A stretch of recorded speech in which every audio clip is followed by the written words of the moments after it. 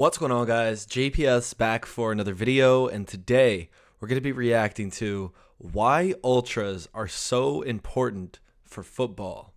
Now, in the past, we've reacted to some ultras and chants and crazy crowds and everything, but today we're going to be getting into why that is so important for the sport itself of football. Now, ultras and hooliganism, two words that I found are used interchangeably and that I really had to make a distinction in my own head, especially as an American and someone who's not really acquainted with football, fan life, and just those two different terms that mean very different things.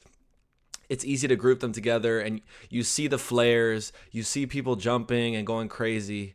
As an American, it just looks so chaotic, and you hear about all the things of football fans getting into fights and there being violence and things like that. And if you see this and you don't know anything about it, I mean, initially you may think that some of these fans can get violent, but I don't think that's the case. I think hooligans are really there to fight, and they're much more prone to violence, whereas ultras are more about supporting the club and just being there as a community.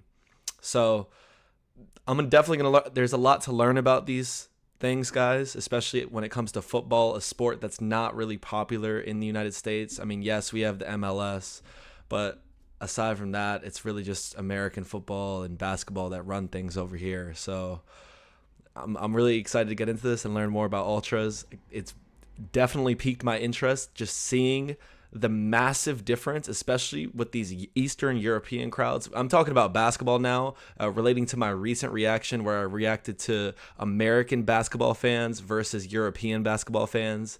Just seeing those fans, like, I didn't even know ultras were in basketball. Obviously, ultras are huge in football, and I've seen that quite a lot in other reaction videos that I've done. But it's just, when I saw that, I was like, oh my, like, you guys are just so much better supporters and fans go so much crazier, and I love to see it, and I want to learn more about it. So that's why we're here. So let's get right into this.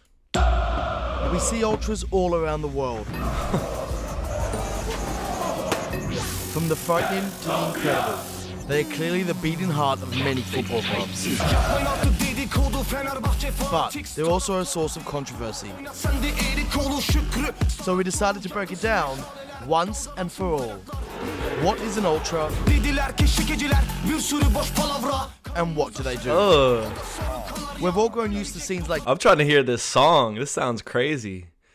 But they really got ultras. They showed India on here. I know they're showing Europe as well, but wow.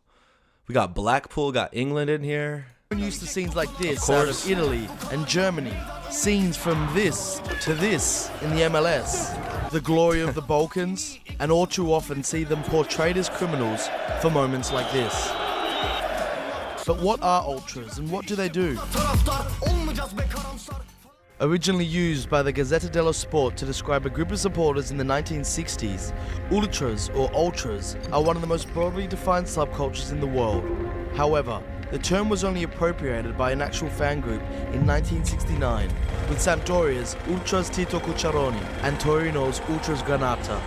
Since then, fans have reappropriated the name, but given the global reach of the game, the term is far from clearly defined. Italians interpreted foreign styles of spectatorship and made their own, something between the South American barras and Brazilian torcidas and the British hooligans. Thus, ultras groups were established, born to represent the distinct cultures and traditions from which they... And on the topic of Italy, I believe the British hooligans used to wear nice Italian clothing and then just get into fights, which is just it's a bizarre phenomenon to begin with. But this is a great video so far, guys. The distinct cultures and traditions from which they originated. Taking inspiration from the time of city-states in which autonomous cities would defend their identity and their interests against others, ultras value the defense of their territory, which is a feeling that has its roots in the historical age. They are the most fanatic supporters of a team, representing a sort of 12th man. Contributing to what's happening on the field, there's like no feeling like that. An ultra is constantly committed to the club, setting up for match days and social events during the week, attending training sessions and youth games, and showing up hours ahead of match day for any last-minute preparations. A away matches are especially important. It's where one proves their true commitment to the group. We played in Bremen and there were 20,000 people coming to that game and 16,000 from St. Pauli. And the opportunity to show off your pride in another territory. This comes in the form of choreographies, flags, chants, banners, and fanzines. I will say, no matter the sport, if you're traveling to somebody else's turf for an away game and supporting and showing love, you are a true fan. But this is insane. Like, it's just the next level of commitment as a fan to engage in these types of activities, you know? And I love to see it. I love to see it. It's very positive. And what was touched on earlier in this video is what I was talking about in this intro, how this word ultra kind of loses its definition and can definitely be weaponized by people. You know, they see maybe one bad situation or something that happens, they're like, oh, you know, it's a bunch of hooligans and criminals, which is obviously not the case. We all know that. But many people are completely ignorant to this, especially in the United States. So, like, they don't even know what's going on at all. They don't even know what these people are here for. But this is so amazing to see the passion that these fans have for a sport. I would love to have a club that I could support, and I would probably join in as well. Why not? It looks so fun. And fanzines. The strongest expression of these rituals are usually reserved for anniversaries of the clubs, legendary players, the fan groups themselves, derbies, rivalry games, and finally, big cup matches. Ultras have always been characterised by their rebellious nature. Unlike the British, whose support largely rides on reacting to what's happening on the pitch, Ultras make their own show, beyond the result. Eddig nagyon nagy munka van mögötte, akár egy hónappal előtte nekiállunk. Ezt a klub nem finanszírozás, saját erőnkből alkotjuk meg mindig, saját szabadidő és anyagi tekintetben is. Drums, flares, megaphones, smoke bombs, the opportunity to freely express a collective idea and a unity of devotion all contribute to this atmosphere. Whenever possible, Ultras will march through a city in a corteo, making sure their presence is well known.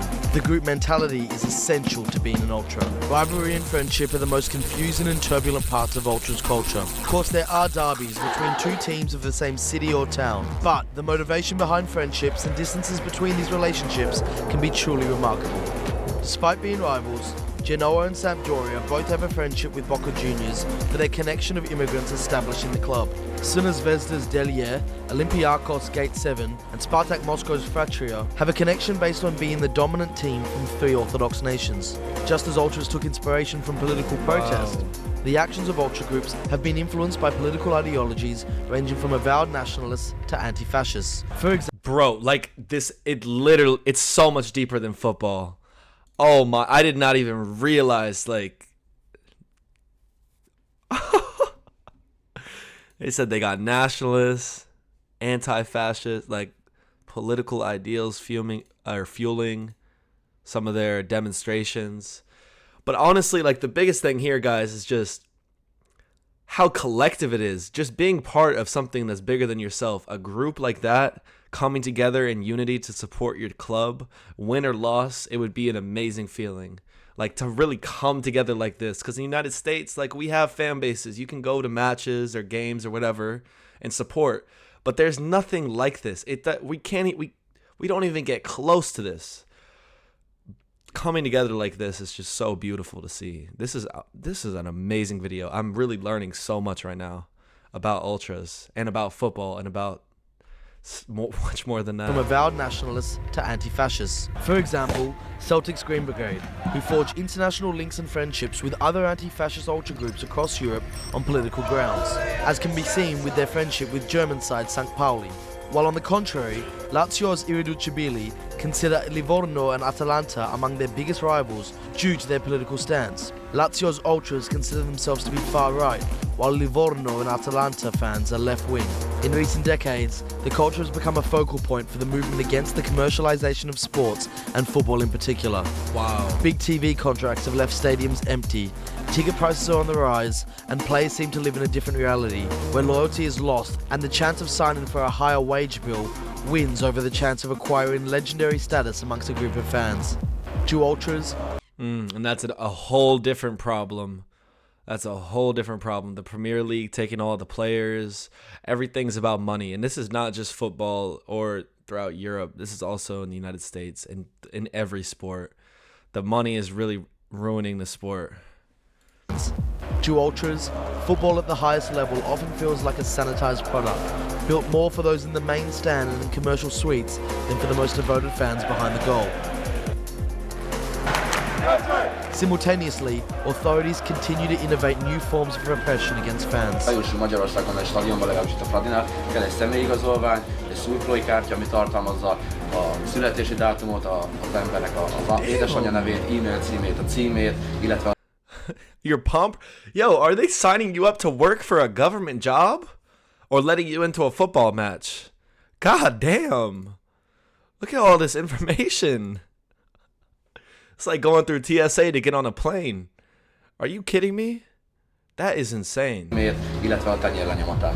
Bans on pyro, megaphones and drums, bans on standing room and away travel have had little to no impact of instances on stadium violence. Today, maneuvering the minefield of stadium laws has become a nightmare. These laws have been introduced under the guise of reducing instances of violence at football, but have largely had the adverse effect of killing the atmosphere at many grounds. The fringe elements of these groups, who seek out physical confrontation, continue to operate, as security forces hopelessly seek to curb it through football-specific legislation. This has left fans feeling criminalised, suspicious that states and corresponding football federations would rather see them banished from the game.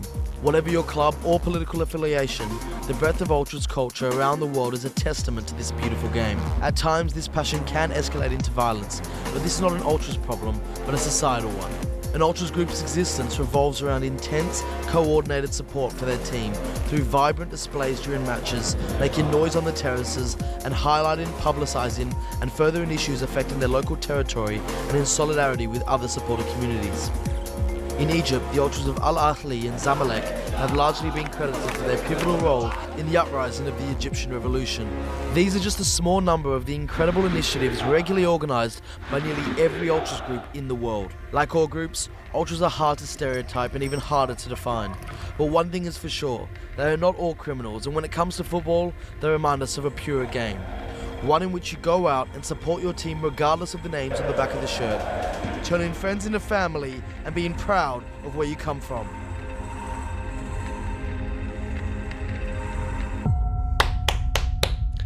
Banger video, bro. You show that to people, I guarantee you they won't feel the same way about ultras. This video right here can change a lot of people's minds. But wow. I knew there's something bigger here. That is insane, guys. But again, this is what sports are all about. I love whenever I see this happen, when players begin chanting with the fans or they go and celebrate with them. Like, that is literally the connection between the fans and the players, being able to influence the game without being a player.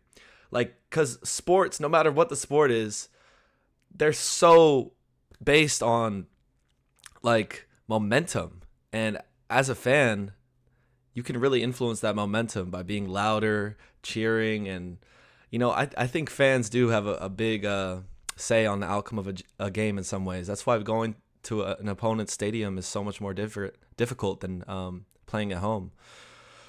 So wow, why ultras are so important for football.